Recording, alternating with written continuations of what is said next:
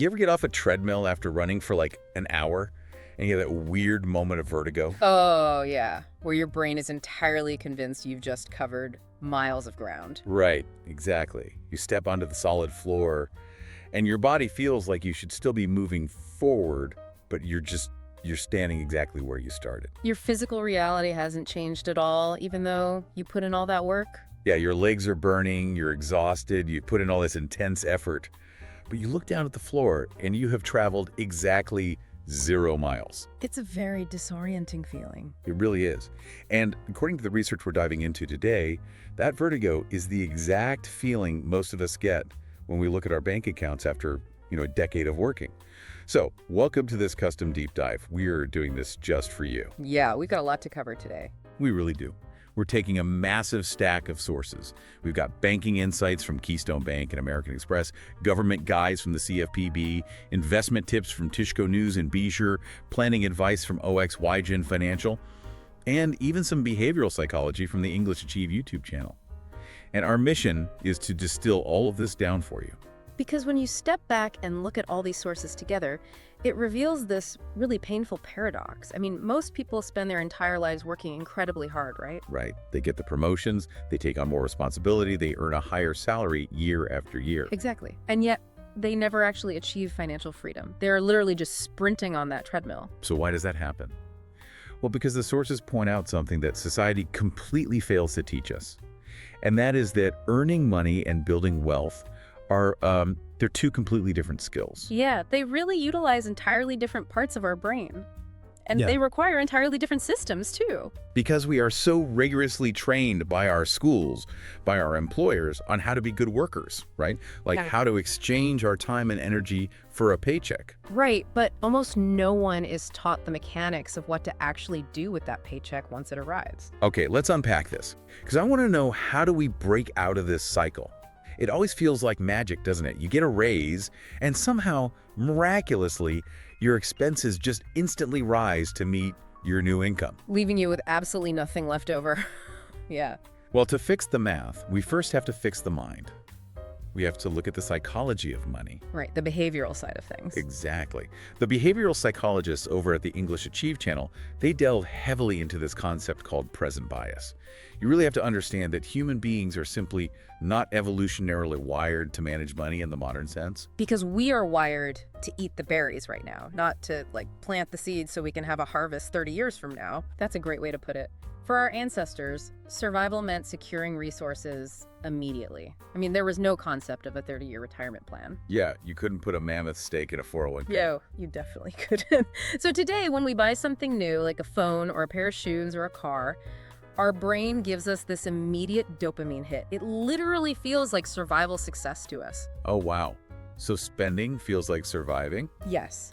But putting money into a savings account, that feels abstract. It feels boring to the brain. The reward is delayed by decades, and our ancient brains just don't value it as much. Which leads directly to what the financial planning team at OXYGen Financial calls lifestyle creep, or lifestyle inflation. Yeah, that's a big one. You get a 5% raise at work, and suddenly you feel like you need a slightly pricier apartment or, a nicer car. And that creep happens so subtly that you rarely even notice it. Your income is increasing, so you feel wealthier, but your actual net worth, your true financial security, is completely stagnant. You're just on the treadmill. Right. And when you live right on the edge of your income like that, you introduce this constant financial stress. The sources point out that chronic financial stress literally forces your brain into a state of survival mode. Which sounds exhausting. It is. It causes severe anxiety, it damages your relationships, and it actually shrinks your world because you become too afraid to take risks or pursue new opportunities. I hear that, and it makes sense, but I have to push back a little here. I mean, isn't it completely normal to want to upgrade your life when you get a raise? Sure, it's natural. Right. Like you put in the late hours, you got the promotion. Shouldn't we enjoy the fruits of our labor? What is the point of earning more money if you can't live better? What's fascinating here is that none of the experts are saying you shouldn't enjoy your success. Upgrading your life is perfectly fine, but it needs to be calculated. It can't just be reactive. Calculated how? Well, OXYGen Financial offers a really brilliant rule of thumb for this exact scenario.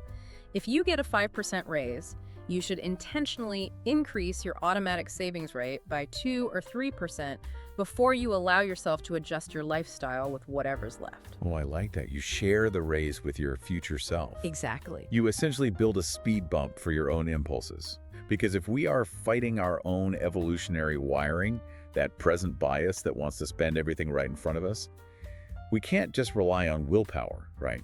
Right. We have to completely rewire the mathematical formula of our budget. And that is the pivotal shift.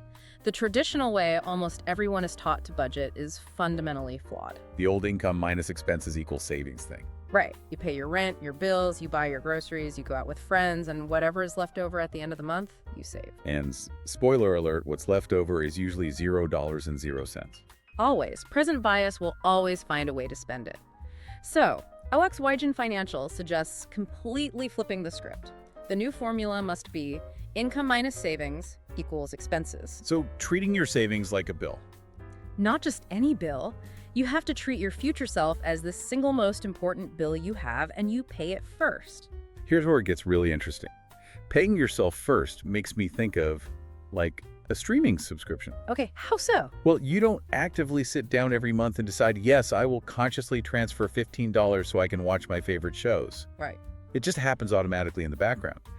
We need to treat our savings the exact same way. It needs to be a subscription to our own future. That's a great analogy on the surface, but this raises an important question. Unlike a streaming service, saving money doesn't give you a new season of your favorite show to reward you instantly. That is true. No instant dopamine.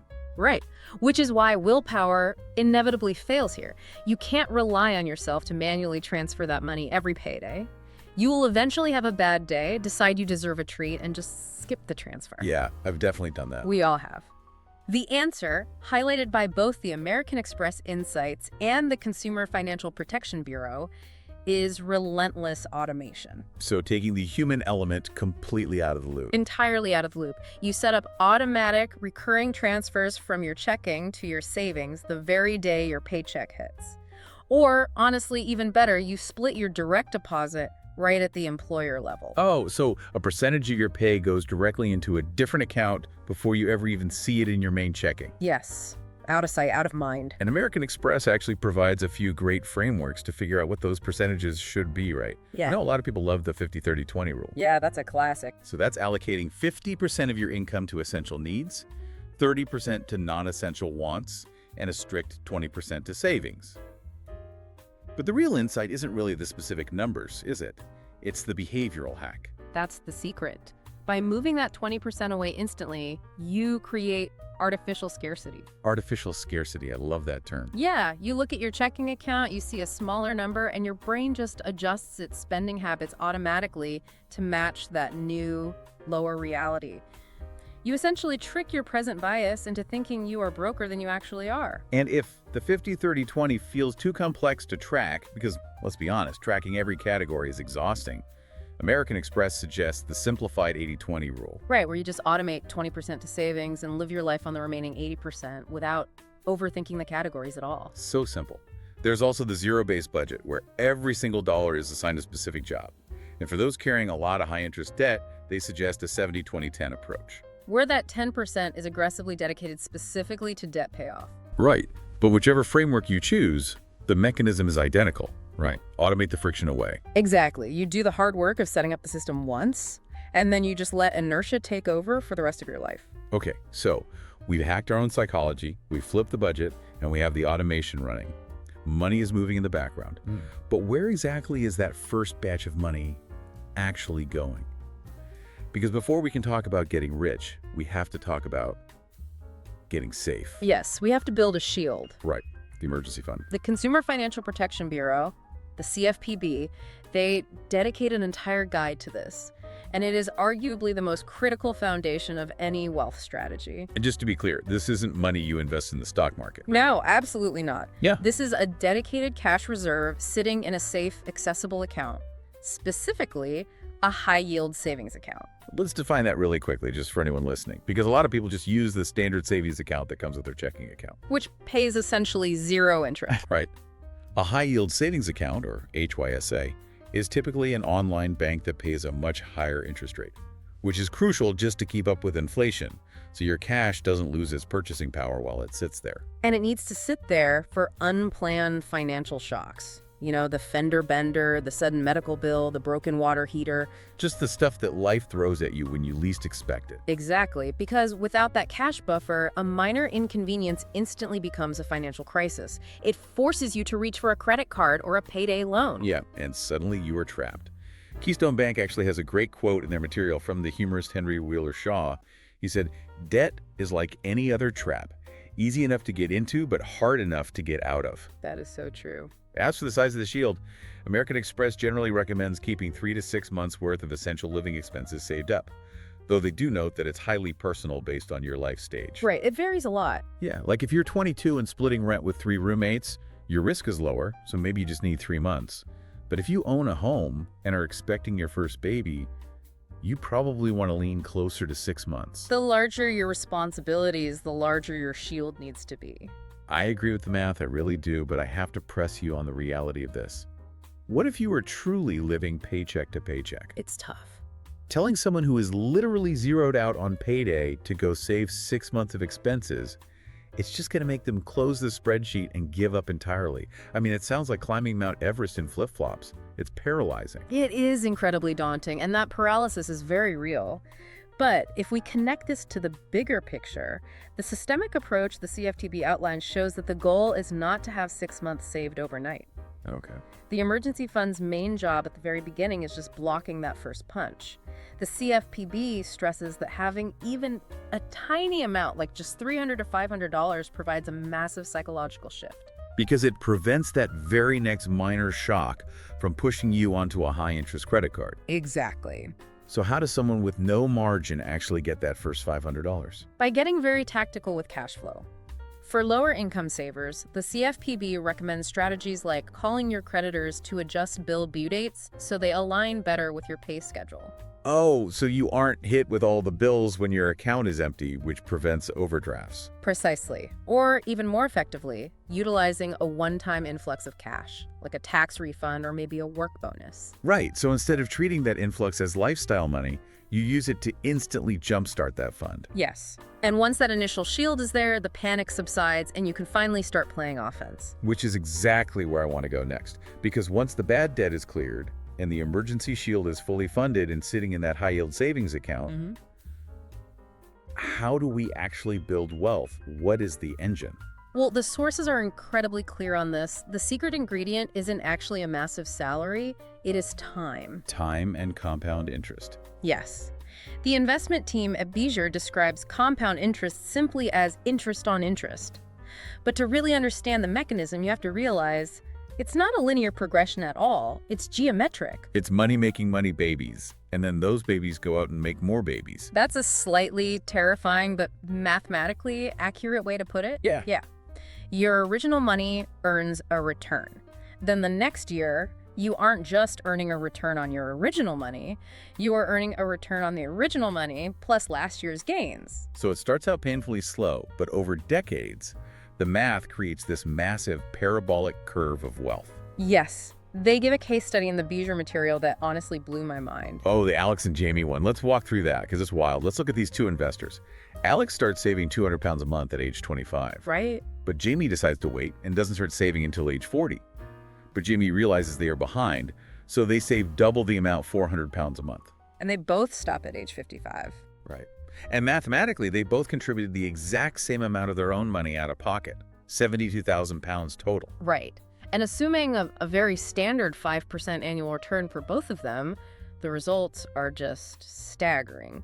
Alex, who started early with just $200 a month, ends up with approximately 166,000 pounds. Wow. But Jamie, who saved double the amount but started 15 years later, only ends up with about 102,000 pounds. So what does this all mean? Well, think about rolling a snowball down a mountain.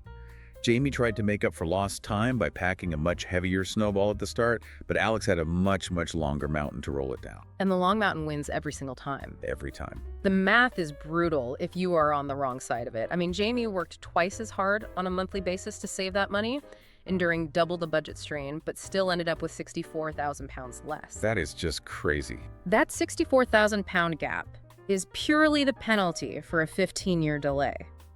Time does the heavy lifting in wealth creation.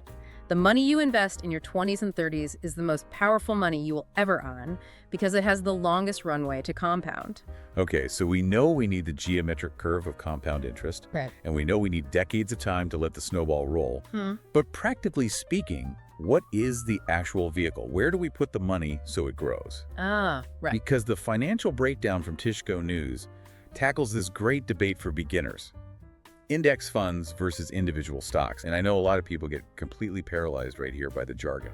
It is the classic fork in the road. When you buy an individual stock, say Tesla or Apple, you are buying a piece of one specific company. The problem with this for most people is concentration risk. Concentration risk. Yeah, your entire financial future is riding on the success or failure of a handful of executives, a single product line, or just changing market trends. So buying individual stocks is basically like betting your life savings on which horse will win the race. Yes, and it's inherently volatile, which triggers emotional investing. People panic and sell when their stock drops, and they buy in a frenzy when it hits peak hype. Which is the exact opposite of how you generate positive returns. Yeah. Buy high, sell low is not the goal. Exactly. It's a recipe for disaster. Enter the index fund, or the ETF, the exchange traded fund. Yeah. If buying a stock is betting on the horse, an index fund is just buying the entire racetrack. That's a great way to look at it. It doesn't matter who wins the race because you collect the ticket fees either way. That captures the mechanism perfectly. An index fund, like one tracking the S&P 500, which is just a roster of the 500 largest, most profitable companies in America. It pools your money to buy tiny fractions of all 500 companies simultaneously. So it gives you instant, massive diversification in a single purchase. Exactly. If one company goes bankrupt, you barely feel it because the other 499 are carrying the weight. And what I find so brilliant about the S&P 500 specifically is that it has this auto-cleansing mechanism. It's not a static list. If a company starts failing and drops out of the top 500, the index automatically kicks it out and replaces it with the new up-and-coming company. Right. You don't have to monitor the news or read balance sheets.